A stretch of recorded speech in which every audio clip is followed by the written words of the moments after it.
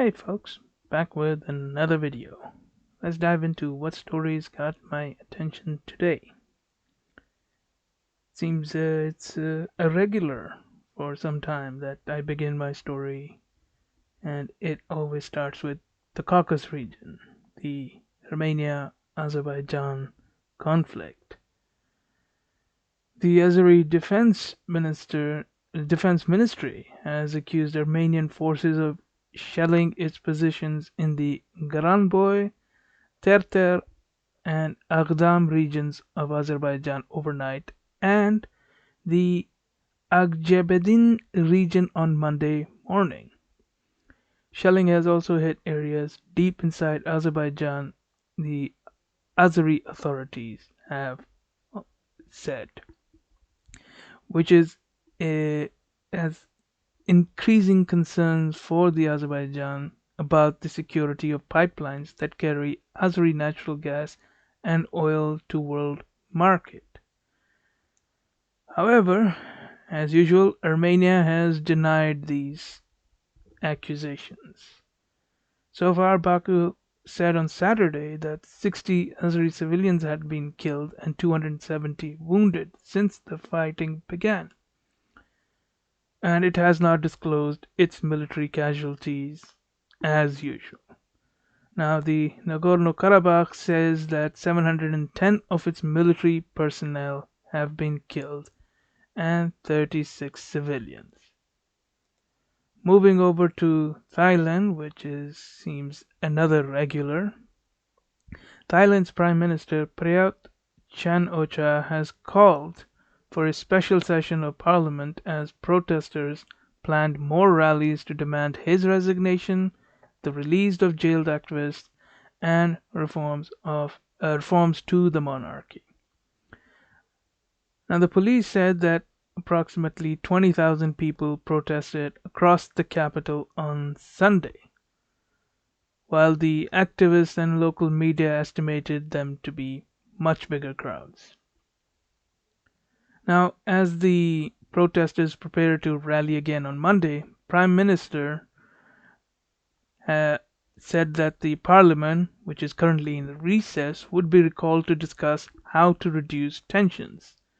Now, I think this is a good move by Prime Minister to get the Parliament in session to figure out a way to solve this problem.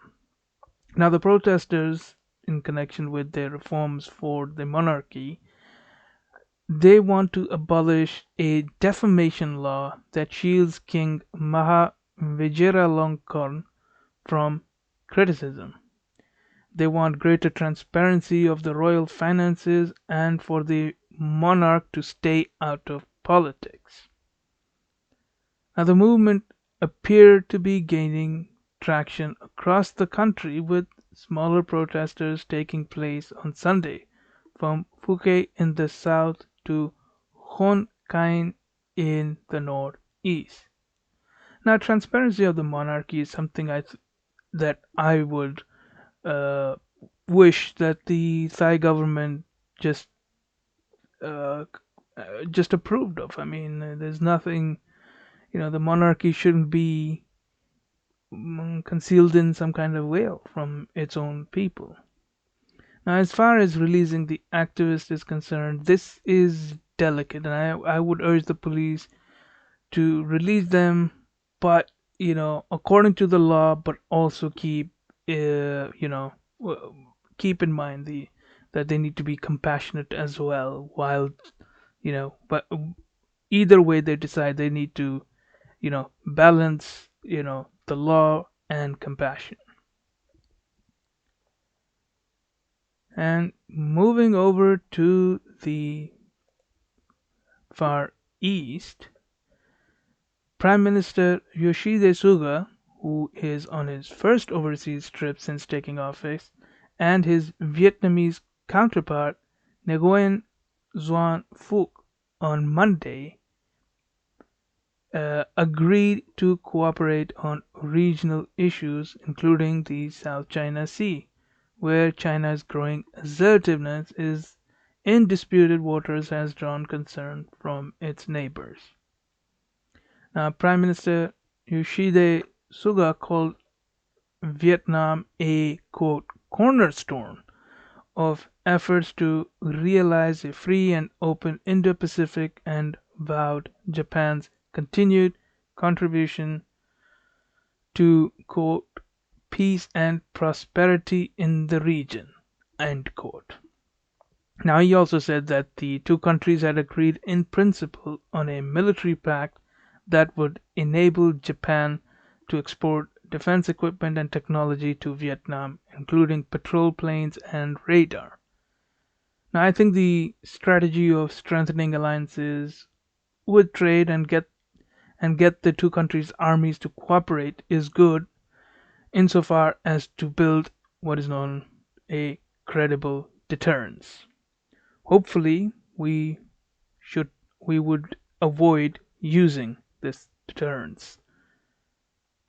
Moving on to North Cyprus, it seems that Ersin Tatar, age 60, had who had been endorsed by Turkish President Recep Tayyip Erdogan, took 51.73% of the vote with a 67.3% voter turnout. Now the results were announced by Narin Ferdi Sefik, head of the electoral board. Now Tatar, a right-wing nationalist, favors a two-state solution for the tiny Mediterranean island of Cyprus. Now his rival for the presidency, the incumbent president Mustafa Akinci, a 72-year-old social democrat who had been expected to win, had supported a united federal Cypriot state.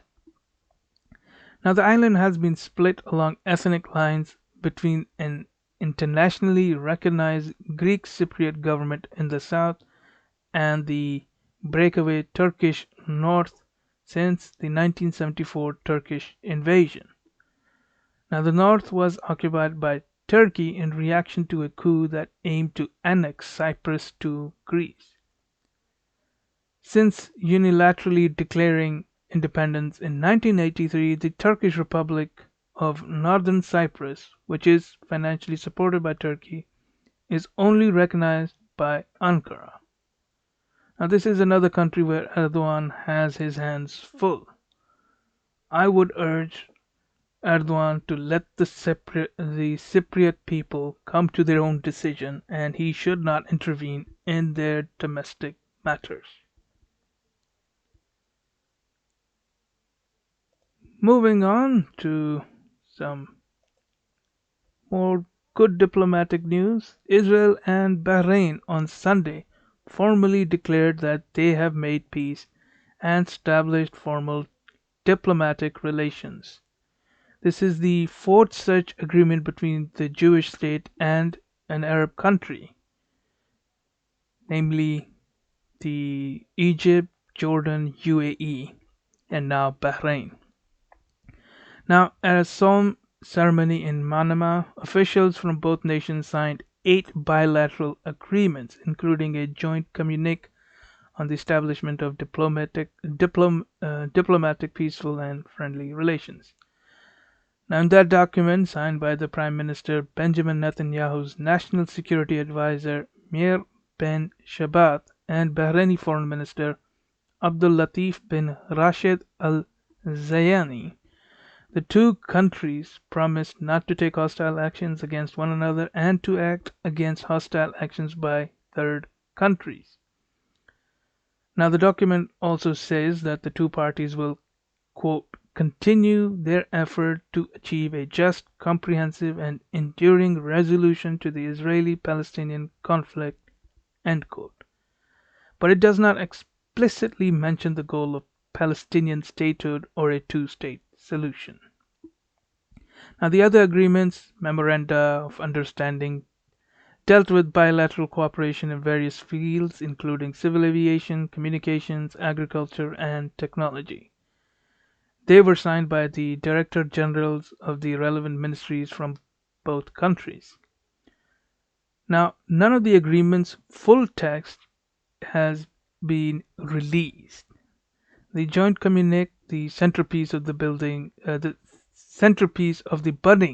Israeli-Bahraini friendship, is at this moment not a legal treaty, but rather a quote framework agreement. End quote. Israeli officials said. However, the Israeli officials have stressed that the signing of the Israel and the signing between the Israeli and Bahraini have formally established diplomatic relations between the two countries. Now, I welcome any peaceful agreements that various countries can come up and more cooperation can be established between countries that have been at odds with each other.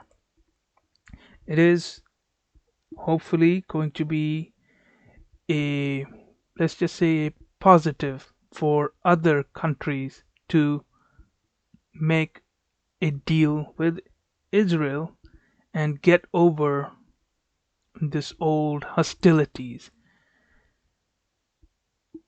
Well, that's it for this video. If you liked this video, then hit that like button and hit that subscribe button for future updates. Write in the comments your thoughts, criticisms, and anything I might have missed. And I will see you in the next video.